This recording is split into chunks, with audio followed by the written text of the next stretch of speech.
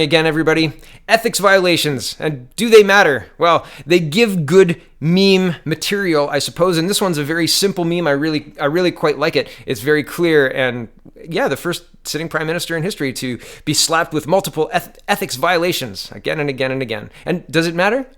Apparently it doesn't matter. According to the polls, Canadians are blissfully ignorant, or they don't care that ethics mean nothing to this administration at all. Nothing at all. CBC News is reporting dismantled Signal Hill fence cost $65,000 before outcry led to removal, not including the dismantling of the fence, because, yeah, they took it down. Newfoundland and Labrador, wood from the fence will be used at other Parks Canada sites, says the agency. What a waste of money, really. Parks Canada says a controversial fence built halfway up Signal Hill in St. John's, Newfoundland, cost about $65,000 from planning to construction before it was swiftly taken down just over a week after the first panels went up. The structure met with strong opposition from the residents, who said it unnecessarily blocked the iconic view of the city.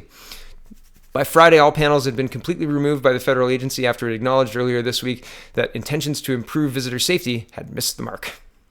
Parks Canada says the cost to build the fence, including planning, layout, design, and labor, totaled about $65,000, a figure that doesn't include the cost of removing it. A statement says wood from the fence, which stood at 53 meters long and 1.8 meters tall, will be used at other Parks Canada sites in the province. Fence posts were installed on June 19th, and panels began to be installed on July 9th, 1 week before comedian Rick Mercer drew wider attention to the fences on his Twitter account. Removal began 2 days later. Rick Mercer can get fences removed. My goodness. Here's an interesting story, and I thought I've commented on this, tweeted on this, because as soon as I saw this hashtag, I thought, oh, that's going to be interesting. But it's even more interesting than I thought it would be when I first saw it. So David Jacobs, Dr. Jacobs Rad is tweeting, quote, "First of all, I'm not a bot. Second, the response to my request for comments on why hashtag Trudeau must go hit over 1,000 replies in less than 1 day. Third, do you think that this would even be a story if the hashtag was in support of Trudeau?" And this is CTV News reporting, "Fake Twitter accounts push hashtag Trudeau must go report." And here we go, we'll read it. A handful of Twitter bots created earlier this week tweeted hundreds of times a day to help make the hashtag Trudeau must go a national trending topic in Canada, deepening concerns about how online discourse can be manipulated ahead of the federal election. Yeah, deepening concerns. Yep. The discovery, first reported Thursday by the National Observer, was made by an analysis of 31,600 tweets containing the hashtag on Tuesday, and Wednesday raised serious suspicions. The National Observer found several telltale signs of inauthentic activity in the tweets. Many accounts tweeted more than 100 times a day, an indicator that the posts were likely automated. The news organization also found that more than 24 of the accounts were created in the past 2 days and immediately began flooding Twitter with Trudeau must go tweets. Some of these accounts have since been suspended. David Salisbury, a cybersecurity expert with the University of Daytona, said some of the accounts do appear a bit bottish. I mean, it is possible that somebody could knock out 20 tweets an hour for 12 hours a day. Yeah, but that I would hope that you've got better things to do with your time, he told CTV News Channel on Thursday. The user responsible for the most Trudeau must go tweets was at Canada Proud 10, which managed to tweet the hashtag 119 times. Twitter suspended the account. Salisbury said the bots are often created in the hopes of manufacturing a particular narrative that may not be true. I scroll down a little bit. Legitimate accounts did join in on the hashtag. Other users showed support for the Prime Minister with hashtag Trudeau must stay, but that hashtag had a smaller reach. I scroll down again. Twitter has taken strong measures to crack down on fake users. Last year, the website suspended more than 70 million accounts in the span of just 2 months.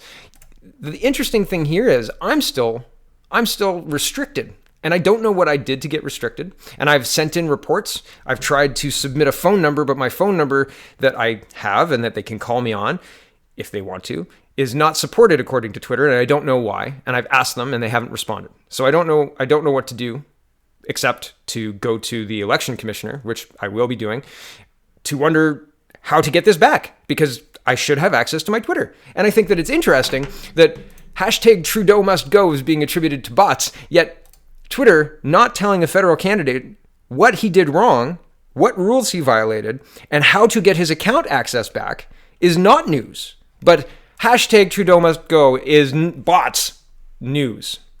CTV, I think you got your priorities wrong. Seriously. Please show me how Russia or some other foreign entity puts their thumb on our elections more than Facebook Twitter, and Google. And what I mean by Facebook, I'll show you. I had an image this morning. I posted my, here it is. I posted my Bernier interview on Facebook. And you see here, we'll scroll in. It says, a vision for Canada is posted on the thing. It says 0 people reached, nobody saw this, and nobody's engaged with this at all. Nope, sorry about your luck. Except that 9 people saw this and engaged with it. 8 people liked it, and this guy, Ed Worthington, didn't like it. He's angry about it. And he says, a vote for the PPC is a vote for Trudeau. And I said, actually, a vote for Green is a vote for Trudeau. And I proved it with a video, which the link's not in the description, but it's on my local channel. And I just think this is interesting. Show me a Russian that has more influence than this. And here's the last little piece of this story. Here's a Breitbart News clip talking about how much influence Google's got. I'll cue it up. Hold on. This is Ted Cruz. I didn't like Ted Cruz very much back in 2014. And since he grew the beard, I don't know, he seems to be talking sense. I don't know what happened. Maybe it's the beard. But this is Ted Cruz interviewing a Google expert talking about how Google swings at least at the low end, and this is in the United States because the population of Canada is 37 million people, okay? So the United States is 10 times our size. So this is, I don't know what kind of reach Google has in Canada, but the United States is 10 times our size. So just be aware of that, okay? Here's Ted Cruz talking about the influence Google has on elections. First witness. They were her number one financial donor, and your testimony is through their deceptive search methods, they moved 2.6 million votes in her direction. I would think anybody, whether or not you favor one candidate or another, should be deeply dismayed about a handful of Silicon Valley billionaires having that much power over our elections to silently and deceptively shift vote outcomes. Again, with respect, I must correct you. The 2.6 million is a rock bottom minimum. The range is between 2.6 and 10.4 million, depending on how aggressively they used the techniques that I've been studying now for 6.5 years. Wow. Could you just say that again, please? The 2.6 million is a rock bottom minimum. The range is between 2.6 and 10.4 million votes, depending on how aggressive they were in using the techniques that I've been studying, such as the search engine manipulation effect, the search suggestion effect, the answer bot effect, and a number of others. They control these, and no one can counteract them. These are not competitive. These are tools that they have at their disposal exclusively. How disturbing is that?